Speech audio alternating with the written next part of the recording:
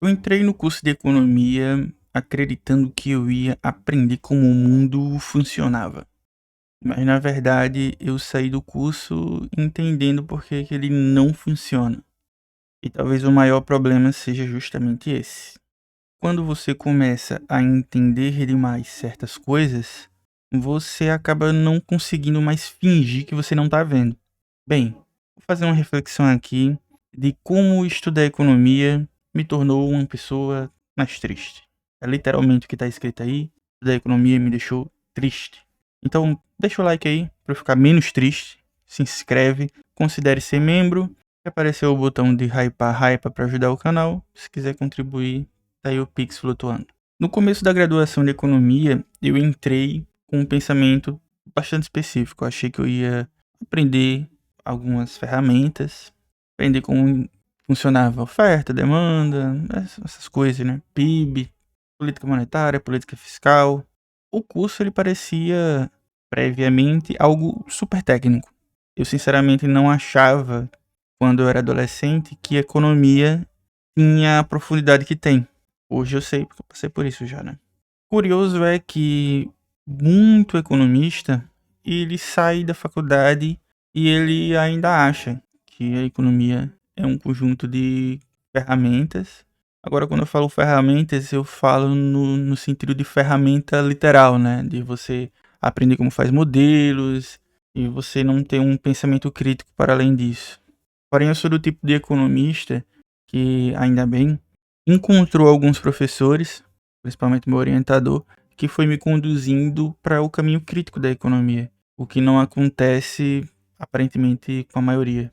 Aí o que acontece é que, com o passar do tempo, eu fui entendendo como certas coisas funcionavam e eu fui abstraindo. Peraí, por trás dessa curva de oferta e demanda existem pessoas, né?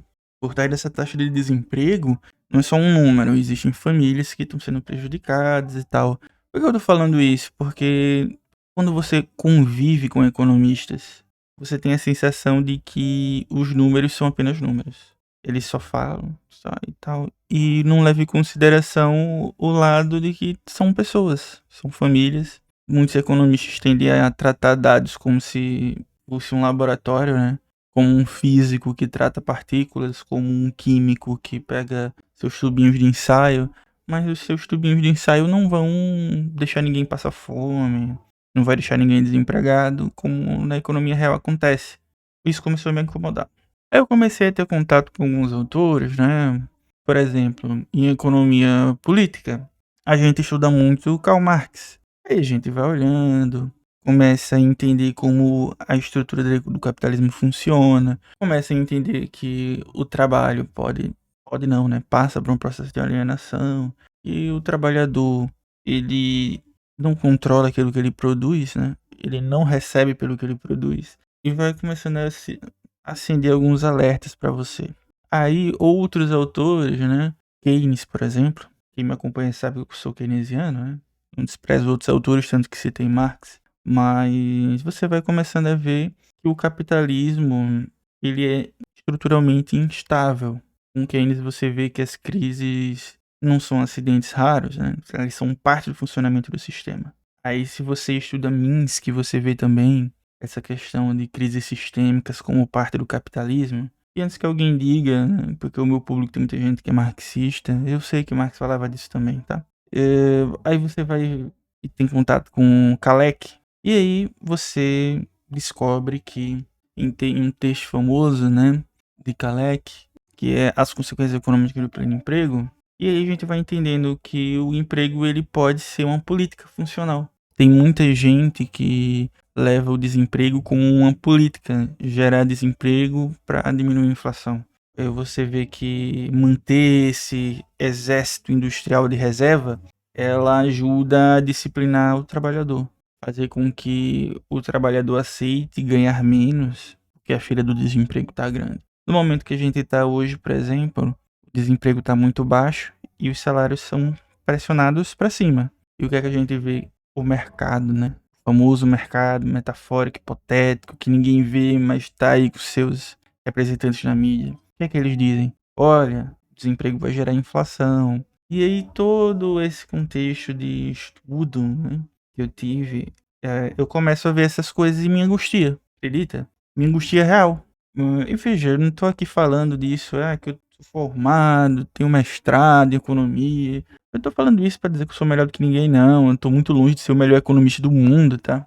O melhor economista do Brasil, não é essa a questão. É a questão de que estudar me angustia. Eu não, mesmo não seguindo ainda para um doutorado, pretendo, né? Eu sigo estudando, sigo lendo e tal.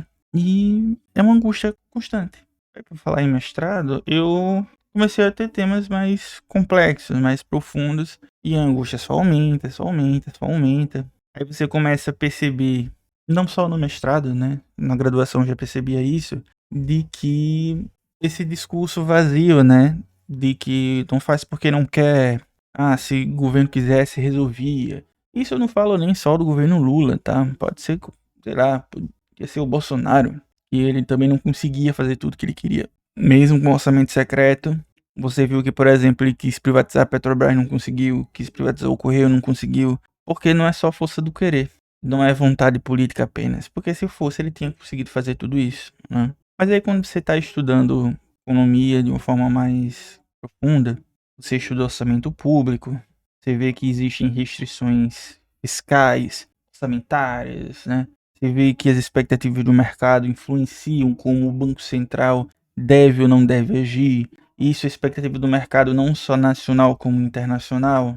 Você vê a correlação de forças do Congresso, de que se o governo, seja lá qual for, de direita ou de esquerda, se ele não se aliar com certas forças políticas, ele não vai conseguir fazer o que ele quer, ou pelo menos parte do que ele quer. Quando você vê que existe uma lei orçamentária anual, existe, né, que é a famosa LOA, né, PPA, né, que é o plano plurianual, que é a LDO, enfim, existe uma série de coisas. Aí o governo não faz determinada coisa, porque se ele fizer, ele fere a LOA. Aí o que é que as pessoas falam? O governo tá fazendo isso porque ele é maldoso, ele faz maldades. Então, assim, as pessoas, muitas delas fazem isso porque são canalhas, não tem muito que tergiversar nisso, né? São canalhas. Fazem isso porque elas querem que o governo caia, tanto gente de esquerda quanto de direita. E aí eu fico nesse meio. Eu sei como as coisas acontecem. Não sei de tudo, obviamente. Não tô aqui pra dizer que eu sei de tudo, tá? Mas aquilo que eu estudei e dentro das minhas possibilidades intelectuais, né? Eu adquiri.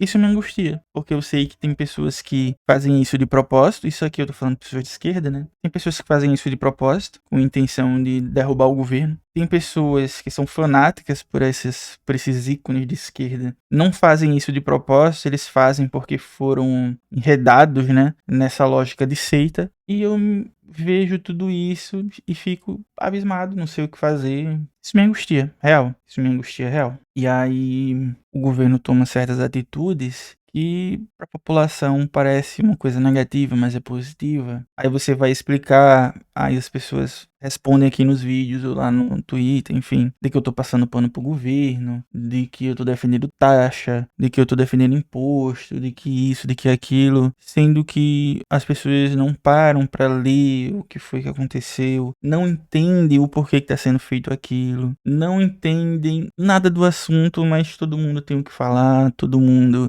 fala de tudo. E o que me angustia, repito, eu não sou o maior economista do Brasil, eu não sou o mais inteligente de tudo, mas assim, uma coisa que me angustia é que geralmente as pessoas não questionam tanto outras ciências, né? O pessoal não vai na medicina e fica dizendo, sei que tem gente que faz, né? Mas assim, isso daí, esse médico tá errado, que não sei o que, esse químico tá errado, porque tá errado, esse físico tá mentindo, né? Eu sei que tem gente que faz o trabalho de desmentir, né? Tipo aquela Bibi Byers, mas assim, eu tô falando de senso comum, tá? De senso comum. Talvez porque a economia ela esteja na vida, esteve presente na vida de todo mundo, né? Então talvez por causa disso as pessoas se sintam à vontade de falar o que elas acham sem ter o mínimo de conhecimento necessário para entender aquilo. Luan, então não posso dar minha opinião? Pode, com certeza. Mas se a sua opinião for errada, pra que você tá dando sua opinião se você não sabe do que você tá falando? Eu, por exemplo, não opino sobre medicina. Eu, por exemplo, não opino sobre sobre química. Eu não opino sobre astronomia. Então por que que você opina sobre economia se você não entende? Então, veja, e olhe que pode soar arrogante, mas enfim, pode soar arrogante, tudo bem.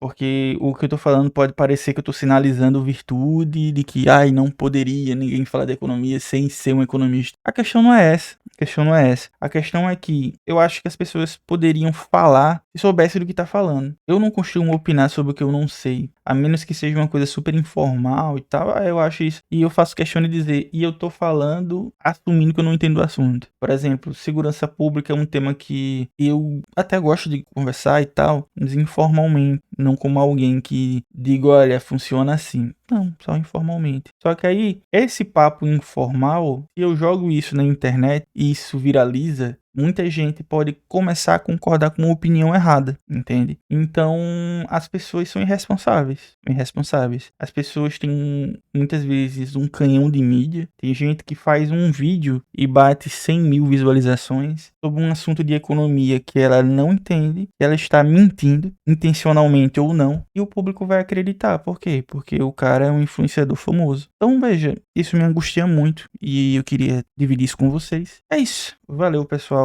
Curta o vídeo, se inscreva, considere ser membro. Vai pro vídeo, fixe aqui no próximo vídeo.